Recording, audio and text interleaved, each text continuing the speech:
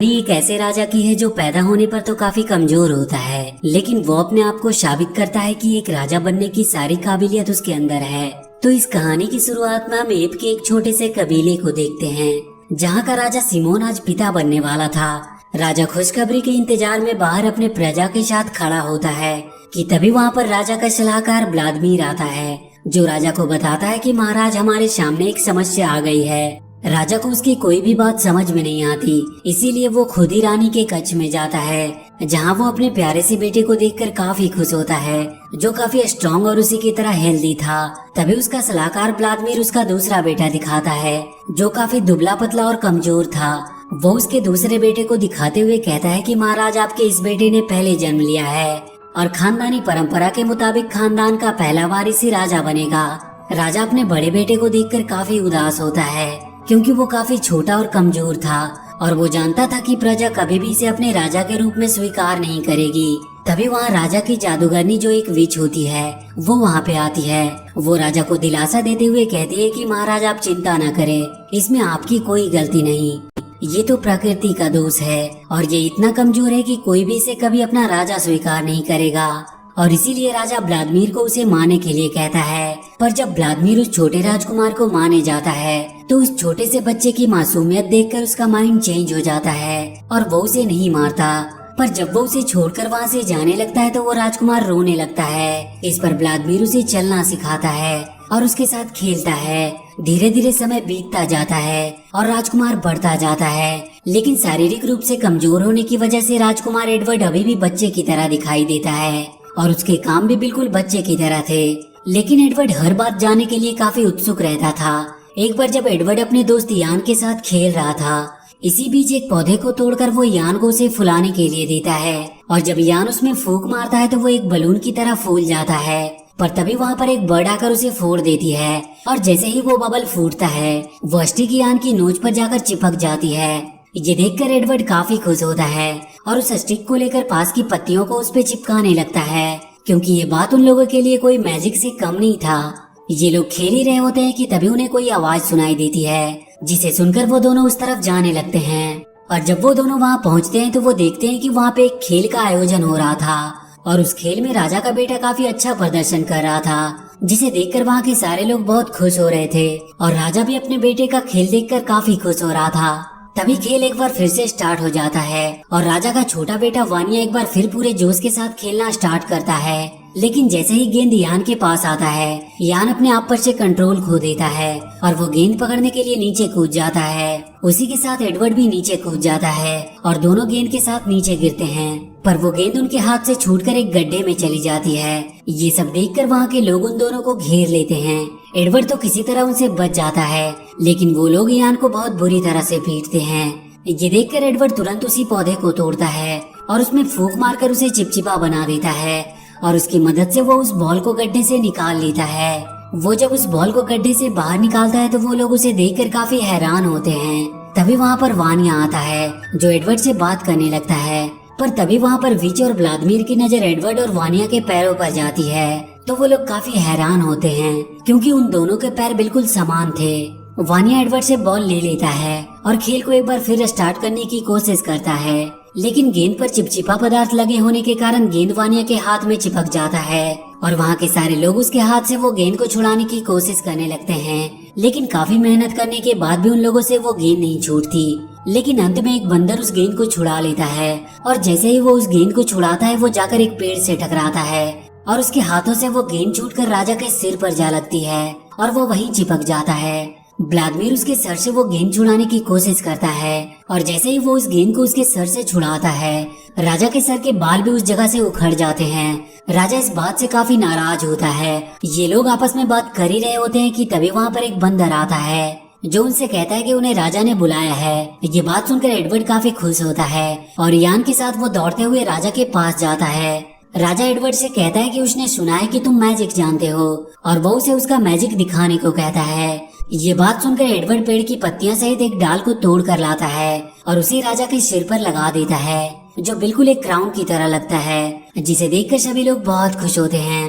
राजा को उसका चेहरा दिखाने के लिए एडवर्ड एक पत्ते में बरसात का पानी इकट्ठा करता है और वहीं हम देखते हैं कि राजा की जादूगरनी, जो एक विच होती है, वो मौका पाकर वहाँ से निकल जाती है। इधर एडवर्ड उस पानी से भरे पत्ते में राजा का उसका चेहरा देखने को कहता है, और जैसे ही राजा उसमें अपने आप को देखता है वो खुद को देखकर घबरा जाता है, क्योंकि इससे पहले कभी उसने अपने आप को देखा नहीं था। तो एडवर्ड राजा सिमोन से कहता है कि डरने की कोई बात नहीं, और वो एक बार फिर से उसमें अपने आप को देखता है, और इस बार वो अपने आप को देखकर काफी खुश होता है। इसके बाद एडवर्ड राजा के लिए एक झूला बनाता है और राजा सिमोन को उस पर बैठने के लिए कहता है। इधर वो विच अपनी काली शक्तियों से बहुत सारे मधुमक्खियों को पैदा करती है और उन मधुमक्खियों को वहाँ के सभी लोगों पर छोड़ देती है। इधर राजा को झूले पर झूलने में काफी मजा आ रहा था कि तभी वहाँ पर बहुत सारी मधुमक्खियाँ उन पर हमला कर देती है, जिसकी वजह से वहाँ पर भगदड़ मच जाती है और राजा वहाँ से नीचे गिर जाता है।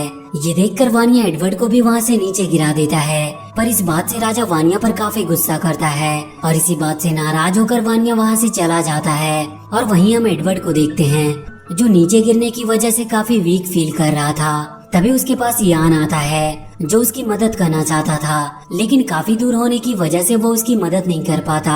तो यान वहाँ से आगे की ओर बढ़ता है और इसी दौरान वो एक गड्ढे में गिर जाता है। और जब एडवर्ड उस गड्ढे से बाहर निकलता है तो उसे 2 ऑस्ट्रिच मिलते हैं जो काफी सुंदर थे, और साथ ही उसे वहाँ पर बहुत सारे जंगली जानवर दिखाई देते हैं, जिसे देखकर एडवर्ड काफी खुश होता है। पर तभी वो देखता है कि कुछ जंगली भेड़िए तेजी से उसकी तरफ बढ़ रहे थे, तो वो वहाँ से भागने की कोशिश करता है, लेकिन वो पीछे की ओर जाने लगता है, क्योंकि एडवर्ड कभी भी अपने 2 पैरों से दौड़ा नहीं होता है। पर किसी तरह वो घूमकर पीछे की ओर दौड़ते हुए वहाँ से निकल जाता है। इधर एडवर्ड द्वारा दी गई पानी से भरे पत्ते में सभी लोग अपने चेहरे को देखकर काफी खुश हो रहे थे कि तभी उनकी नजर एडवर्ड पर जाती है। तो वो देखते हैं कि उसके पीछे बहुत सारे जंगली भेड़िए लगे हैं। एडवर्ड वहाँ से भागते हुए एक गैंडों के झुंड में चला जाता है, और जब गैंडे भेड़िए को देखते हैं तो वो वहाँ से भागने लगते हैं। भागते हुए गैंडे जब एडवर्ड के पीछे लग जाते हैं, और जब राजा ये देखता है तो वो उसकी मदद करने के लिए अकेला ही चला जाता है। एडवर्ड को बचाते हुए राजा घायल हो जाता है और काफी चोट लगने की वजह से राजा की वहीं पर मौत हो जाती है। लेकिन मरने से पहले राजा उसे ये बता देता है कि वो उसी का बेटा है और वानिया उसका छोटा भाई है। ये बात सुनकर वानिया जरा भी खुश नहीं था। वानिया अपने डैड को लेकर वहाँ से चला जाता है। एडवर्ड को जब इस बात का पता लगता है कि वो राजा सिमोन का बेटा है तो वो काफी हैरान होता है। राजा के मौत के बाद वानिया के राजा बनने की तैयारियां शुरू होने लगती है और वहाँ के लोग भी अपने नए राजा के रूप में वानिया को पाकर काफी खुश लग रहे थे। वहीं एडवर्ड और यान उस पेड़ के नीचे जंगल में होते हैं। तभी आसमान में बिजली चमकने लगती है और एक बिजली आकर सूखे पेड़ पर गिरती है, जिससे उसमें आग लग जाती है। एडवर्ड सभी चीजों को जानने के लिए काफी उत्सुक था, इसीलिए वो आग को देखकर काफी खुश होता है और जाकर जलते हुए पेड़ की टहनी को पकड़ लेता है, जिससे वो जल जाता है, क्योंकि उसे मालूम नहीं था कि वो आग से जल सकते हैं। इसके बाद वो आग से खेलने लगता है। तभी आसमान से एक बहुत बड़ा हॉल स्टॉर्म आता है जो काफी स्ट्रॉन्ग था। उस हॉल स्टॉर्म के रास्ते में जो कुछ भी आता है वो उसे अपने अंदर खींच लेता है, जिसमें एडवर्ड भी उसके अंदर चला जाता है और उसमें उसकी मुलाकात एक बेहद खूबसूरत फीमेल एप से होती है जिसका नाम लूसी था। एडवर्ड लूसी के पास जाने की कोशिश करता है, लेकिन वो उस तक पहुंच नहीं पा रहा था, पर वो किसी तरह उस हॉल स्टॉर्म से बाहर निकल जाता है और थोड़ी देर बाद लूसी भी वहाँ से बाहर निकल जाती है, जो वहाँ से गिरकर एक खाई में अटक जाती है। एडवर्ड एक रस्सी की मदद से उसे बाहर निकालने की कोशिश करता है, लेकिन वो रस्सी कमजोर होने के कारण टूट जाती है। लेकिन जैसे ही वो लोग खाई में गिरने वाले होते हैं, वहाँ पर एडवर्ड का दोस्त यान आकर उस रस्सी को पकड़ लेता है। पर जब वो लोग ऊपर आते हैं तो यान के मूर्खता के कारण एक बार फिर से वो खाई में गिर जाते हैं, लेकिन एडवर्ड किसी तरह उन्हें बाहर निकालता है। और जब लूसी को होश आता है तो वो सामने एडवर्ड को देखती है, जिसे देखकर वो काफी डर जाती है, इसीलिए वो वहाँ से भागने लगती है। पर एडवर्ड उसका पीछा करता है और काफी मुश्किलों का सामना करते हुए वो लूसी के पास पहुँचता है और फिर दोनों एक दूसरे से बात करते हैं और इसके बाद वो दोनों काफी एंजॉय करते हैं। और जब रात होती है तो एडवर्ड वहाँ के लावा में से एक लकड़ी में आग लगा लेता है, जिसे देखकर लूसी डर जाती है, लेकिन एडवर्ड उसे समझाता और उसे लेकर अपने होम ट्री की ओर जाता है, जिसे देखकर सभी बंदर काफी खुश होते हैं, क्योंकि रात में एडवर्ड की वजह से उजाला हुआ होता है। तभी वहाँ पर वानिया आता है। उसे लगता है कि आग उनकी दुश्मन है, इसीलिए वो एडवर्ड को वहाँ से चले जाने को कहता है। पर एडवर्ड वानिया को समझाता है और कहता है कि आग हमारी दुश्मन नहीं बल्कि दोस्त है, और वो एक एक करके बहुत सारी लकड़ियों में आग जलाकर उन्हें दिखाता है। लेकिन विच सभी को एडवर्ड के खिलाफ भड़का देती है, जिसकी वजह से सभी लोग एडवर्ड को वहाँ से मारकर भगा देते हैं। तो वो दोनों एक गुफा में जाते हैं जहाँ उन्हें एक भेड़िया मिलता है, पर एडवर्ड उस आग की मदद से उसे भगा देता है और वो दोनों रात को उसी गुफा में रहते हैं। एडवर्ड बहुत सारी लकड़ियों की मदद से वहाँ पर काफी उजाला कर देता है। अगली सुबह लूसी और एडवर्ड मिलकर शिकार करते हैं। रात में लूसी जब गुफा में पत्थर को पत्थर से टकराती है तो उसमें से चिंगारी निकलती है।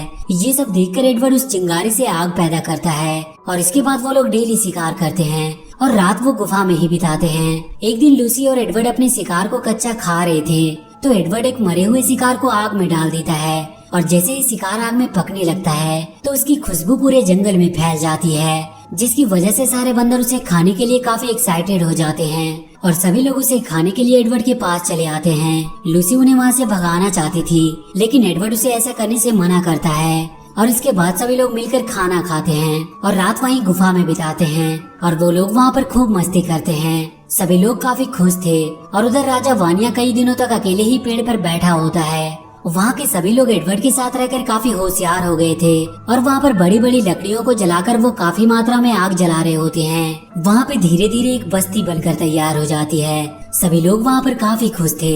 तभी एक बार फिर वो विच अपनी काली शक्तियों की मदद से मधुमक्खियों को एडवर्ड के पास भेजती है जो उन पर हमला कर देती है और इस हमले में काफी भगदड़ मच जाती है। भगदड़ मचने की वजह से वहाँ की सारी इमारतें गिर जाती है और सब कुछ तबाह हो जाता है। इस बात से सभी लोग काफी उदास और गुस्सा होते हैं। तभी उन्हें विच की आवाज सुनाई देती है तो सभी लोग अपने हथियार लेकर उस विच को मारने के लिए जाते हैं और जब वो लोग उस पेड़ के पास पहुंचते हैं तो उसे वो जलाने की कोशिश करते हैं लेकिन एडवर्ड उन्हें ऐसा करने से मना कर देता है। उनकी आवाज सुनकर किंग वानिया भी वहाँ पे आ जाता है। उसे देखकर उनका गुस्सा और भी बढ़ जाता है और व्लादिमीर अपने 2 आदमियों को पेड़ को काटने के लिए भेजता है और जैसे ही वो लोग उस पेड़ को काटना स्टार्ट करते हैं उस पेड़ से एक लिक्विड निकलता है। उस पेड़ को कटता देखकर किंग वानिया उन पर हमला कर देता है और उनके बीच वहाँ पर फाइट स्टार्ट हो जाती है और इस फाइट के दौरान वहाँ के पेड़ में आग लग जाती है। आग लगने की वजह से रानी मेडुला पेड़ पे ही फंस जाती है तो एडवर्ड रानी को खतरे में देखकर उसे बचाने के लिए जाता है पर उसे बचाने में एडवर्ड खुद ही एक मुसीबत में फंस जाता है।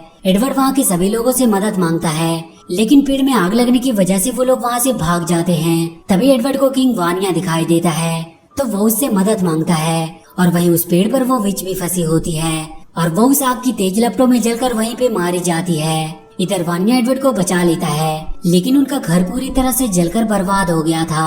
वानिया को अब अपनी गलती का एहसास होता है और वो एडवर्ड को बताता है कि वो और विच मिलकर उसे मारना चाहते थे लेकिन अब वो एडवर्ड को अपने बड़े भाई के रूप में स्वीकार कर लेता है और वो दोनों एक दूसरे के गले मिलते हैं लेकिन अपने घर को बर्बाद देकर वो काफी दुखी होते हैं। सभी को दुखी देखकर एडवर्ड उन्हें एक दूसरे घर के बारे में बताता है और उन्हें लेकर उस नए घर की ओर निकल जाता है और एक काफी लंबा रास्ता तय करने के बाद वो लोग एक बहुत सुंदर जंगल में पहुंचते हैं जहां का नजारा देखकर सभी लोग बहुत खुश होते हैं। और इसी के साथ ये मूवी यहीं पर खत्म हो जाती है। तो वीडियो अगर अच्छी लगी हो तो please do like and share the video and please subscribe to my channel and press that bell icon.